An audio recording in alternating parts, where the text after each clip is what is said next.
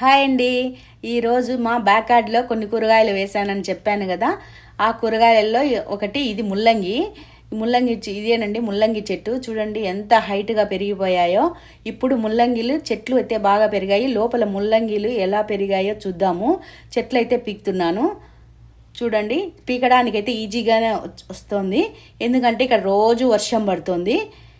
చూడండి, ఇది కూడా బాగానే వచ్చింది. ఇంకోటి పీకుదాం. ఇది కూడా బాగానే వచ్చింది. ఇది ఇంకా కొంచెం పెద్దగా ఉంది. 4 చెట్లు పీకాను. ఇప్పటికైతే సరిపోతాయి. ఈ ఆకు కూడా మనం వేస్ట్ చేయాల్సిన అవసరం లేదు. మనము ఈ ఆకుతో కూడా ఫ్రై చేసుకోవచ్చు. ఇది చాలా హెల్తీ. తోటకూర చేసుకున్నట్టే ఇది చేసుకోవాలి. కాకపోతే ఇది చాలా సన్నగా కట్ చేసుకోవాలి, ఎందుకంటే పెద్దగా ఉంటుంది కాబట్టి ఇది ఉడకదు. చూసారు కదా ముల్లంగి ఎలా వచ్చిందో. మరికొన్ని వెజిటేబుల్స్ ఎలా వచ్చాయో, ఏమేమి ఉన్నాయో నెక్స్ట్ వీడియోలో చూద్దాం.